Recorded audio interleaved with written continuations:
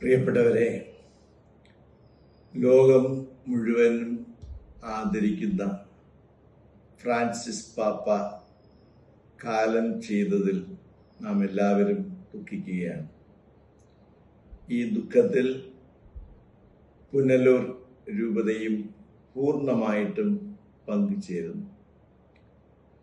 Francis പാപ്പയുടെ ഈ നിര്യാണ സമയത്ത് സ്വാഭാവികമായിട്ട് അദ്ദേഹത്തിൻ്റെ വിവിധ പ്രവർത്തന മേഖലകളെക്കുറിച്ചൊക്കെ നാം അറിയാതെ ചിന്തിക്കുന്ന സമയമാണല്ലോ. എന്നെ സംബന്ധിച്ചിടത്തോളം ഒരു രൂപതയുടെ ബിഷപ്പ് എന്ന നിലയിൽ പല സന്ദർഭങ്ങളിലും പരിശുദ്ധ പിതാവിനെ കാണുവാനായിട്ട്, അദ്ദേഹത്തിൻ്റെ അനുഗ്രഹം സ്വീകരിക്കുവാനായിട്ട് അവസരം കിട്ടിയിട്ടുണ്ട് എന്ന കാര്യം ഞാൻ അറിയിക്കട്ടെ. വളരെ പ്രത്യേകിച്ച് കുടുംബങ്ങൾക്ക് വേണ്ടി നടത്തപ്പെട്ട സിനഡിൽ ഭാരതത്തിലെ ലത്തീൻ സഭയിലെ മെത്രാന്മാരെ പ്രതിനിധീകരിച്ച് എനിക്കും പങ്കെടുക്കുവാൻ സാധിച്ചു.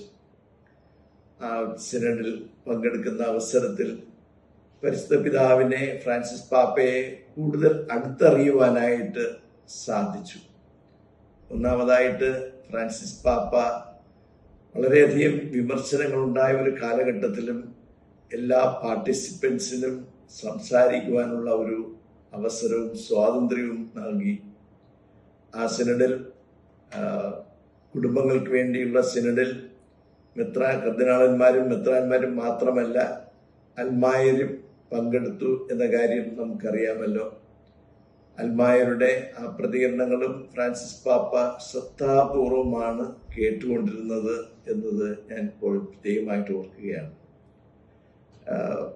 സിനഡ് സമയത്ത് അത് ഫ്രീ ടൈമിൽ എല്ലാവരുമായിട്ട് സംസാരിക്കുന്ന പാപ്പയെ, പ്രത്യേകിച്ചും അൽമായരൊക്കെ വളരെ സ്വാതന്ത്ര്യത്തോടുകൂടെ ഫ്രാൻസിസ് പാപ്പയുടെ അടുത്ത് നിൽക്കുന്ന കാഴ്ച കാണുവാൻ സാധിക്കുമായിരുന്നു. അതുപോലെ തന്നെ ഫ്രാൻസിസ് പാപ്പ റിഫ്രഷ്മെൻ്റ് ഒക്കെ എടുക്കുന്ന സമയത്ത് അടുത്ത് നിന്ന് അൽമായരൊക്കെ കാപ്പി കുടിക്കുക, അതിനുശേഷം ആരുമായിട്ടൊന്ന് ഫോട്ടോ എടുക്കുക, അതൊക്കെ വലിയൊരു ലാളിത്യത്തിൻ്റെ, ഒരു സ്വാതന്ത്ര്യത്തിൻ്റെ ഒക്കെ അനുഭവങ്ങളാണ് നൽകിയിട്ടുള്ളത്. ഒരു ദിവസം ഞാൻ ലിഫ്റ്റ് കയറാനായിട്ടിരുന്നപ്പോൾ ഫ്രാൻസിസ് പാപ്പ കയറി എന്നെ കണ്ടിട്ടുള്ള വിളിച്ചു. ഞാനും ഫ്രാൻസിസ് പാപ്പയോടൊപ്പം ലിഫ്റ്റ് കയറി സിനഡ് ഹാളിലേക്ക് പോയ ആ ഓർമ്മകൾ മനസ്സിൽ നിൽക്കുകയാണ്. പ്രിയപ്പെട്ടവരെ, ഫ്രാൻസിസ് പാപ്പ കാലം ചെയ്ത ഈ ദിവസം വളരെ പ്രാധാന്യം അർഹിക്കുന്നതാണ്. കഴിഞ്ഞ 2025 നോമ്പാചരണത്തിന് ശേഷം ഉയർപ്പ് തിരുനാളിൻ്റെ പ്രത്യേകമായ ആശീർവാദം നൽകിയതിന് ശേഷമാണ് പിതാവ് ലോകത്തോട് വിട പറയുക. എല്ലാവരെയും അനുഗ്രഹിച്ചിട്ടാണ് പിതാവ് പോയത്. അതെ, ദൈവം അബ്രഹാമിനെ വിളിച്ചു, അനുഗ്രഹിച്ചു, അനുഗ്രഹത്തിൻ്റെ അടയാളമാകുവാനായിട്ട് പറഞ്ഞു. ഫ്രാൻസിസ് പാപ്പയെ ദൈവം വിളിച്ചു, ഫ്രാൻസിസ് പാപ്പയെ ദൈവം അനുഗ്രഹിച്ചു, ഫ്രാൻസിസ് പാപ്പയോട് ഒരു അനുഗ്രഹമാകുവാനായിട്ട് പറഞ്ഞു. പിതാവ് ഫ്രാൻസിസ് പാപ്പ എല്ലാവർക്കും ഒരു അനുഗ്രഹമായിട്ട് മാറി. പ്രിയപ്പെട്ടവരെ, മരിക്കുന്നതിനും തൊട്ടു മുമ്പ് എല്ലാവരെയും അനുഗ്രഹിച്ചിട്ടാണല്ലോ പിതാവ് പോയത്. ഈ നല്ല സ്മരണകളായിട്ടാണ് നമ്മൾ എല്ലാവരും ആയിരിക്കുക. ഫ്രാൻസിസ് പാപ്പയെ സംബന്ധിച്ചിടത്തോളം യേശുവിൻ്റെ മുഖം ഏവരിലേക്കും എത്തിക്കുവാനുള്ള ഒരു പരിശ്രമം നമുക്ക് കാണുവാൻ സാധിക്കും ഫ്രാൻസിസ് പാപ്പയെ. ഒന്നാമതായിട്ട് രോഗികളോടുള്ള ഫ്രാൻസിസ് പാപ്പയുടെ ആ ഒരു സമീപനം.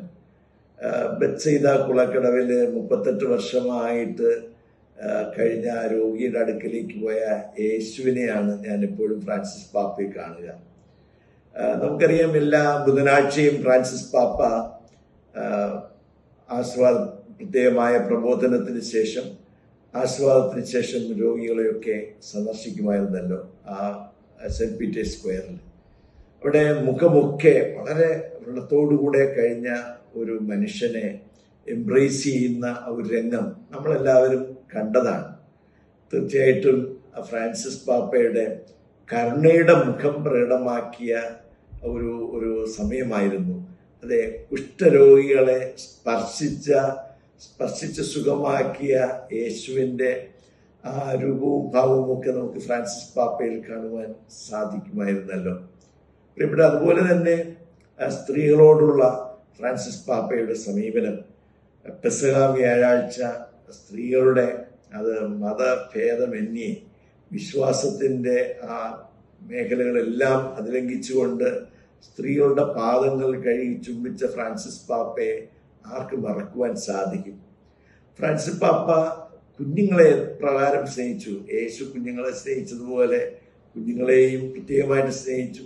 കുഞ്ഞുങ്ങളൊക്കെ പലപ്പോഴും പിതാവിൻ്റെ പൊതുദർശന സമയത്ത് കുഞ്ഞുങ്ങളുമായിട്ട് നിൽക്കുന്ന അമ്മമാരിൽ നിന്ന് കുഞ്ഞുങ്ങളെ സ്വീകരിച്ചുകൊണ്ട് അവരെ അനുഗ്രഹിക്കുന്ന ഫ്രാൻസിസ് പാപ്പയെ നമുക്ക് മറക്കാൻ പറ്റുകയില്ലല്ലോ.